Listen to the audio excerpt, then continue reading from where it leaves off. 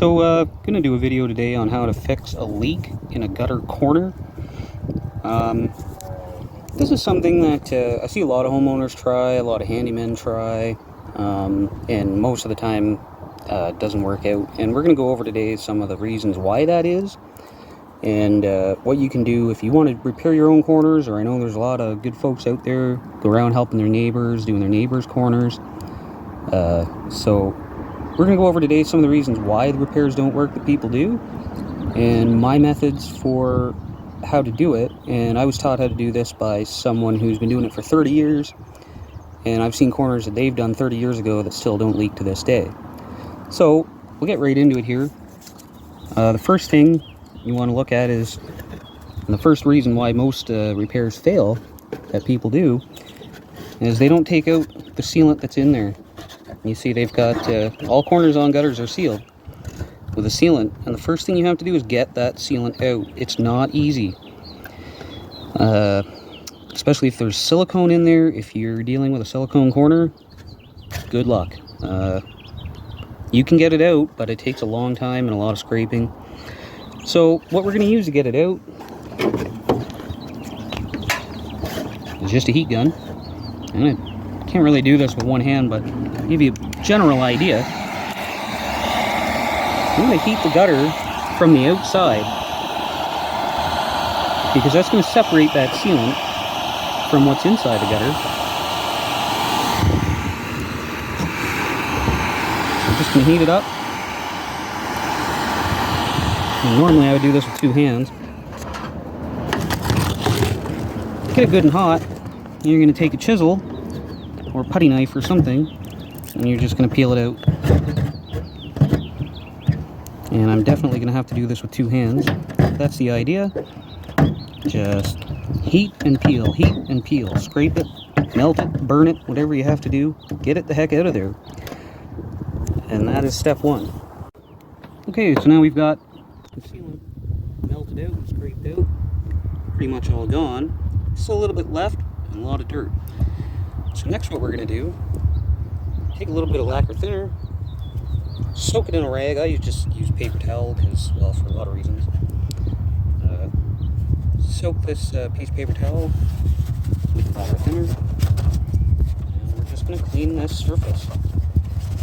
This is the second reason why most repairs fail. I have seen a lot of people that take out the original sealant, but they don't clean the surface. If they don't clean the surface, it's dirty. You still got that old sealant on there, and nothing's going to stick to it properly. So I'm just going to put this down for a minute, get this really nice and clean.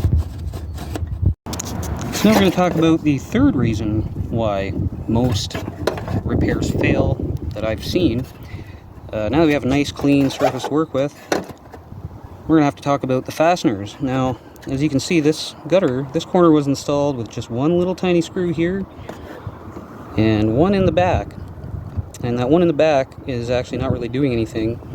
You can see there's a tab bent here on the back, the bottom, and the front. And that tab is what fastens the two gutters together. So what happens is, your gutters are made of aluminum, and as it gets warmer in the day, they expand, and when it gets cooler at night, they contract. And you can see, with just these two little fasteners in this gutter, look how much this gutter can move. So your gutter's constantly pushing and pulling the sealant that's in there. So what we're going to do is we're going to add extra fasteners. We put one in the bottom, we put two in the front, and we put two in the back tab into the fascia board, and that's going to stop this gutter from being able to move and pull your sealant out. Now, personally, I use rivets. That's the way I was taught, so I'm going to be taking out these screws. Well, this one here is going to be coming out and getting replaced with a rivet.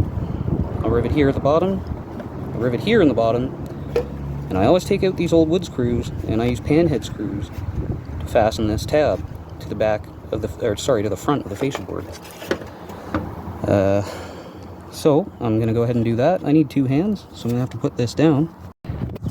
And pretty much there we have it. This corner is ready to be sealed up. It's been cleaned. It's been fastened. You can see we have our 2 rivets in the front, 1 in the bottom, and 2 panhead screws in the back. We got rid of the old wood screw, and this corner is good to go. So the last thing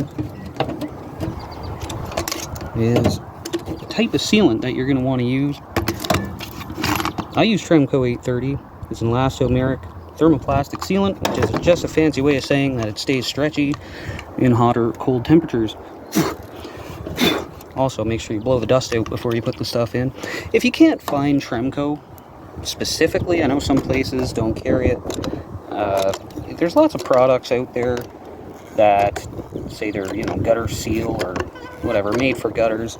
You can use one of those. The type of sealant you use is actually less important than the preparation that you do on the surface, like we've done with cleaning it and fastening it. But basically, don't use silicone. That's number 1. Do not ever put silicone in a gutter. And number 2, I ran out of caulking there. I had to switch tubes. Also, don't use like a cheap painter's caulking. Get a product that says it's made for gutters. Even if it's cheap, even if it's, you know, maybe not super ideal, it's going to be better than, yeah, either some silicone or some cheap painter's stuff. And then once this caulking is applied in here, I like to just take a putty knife.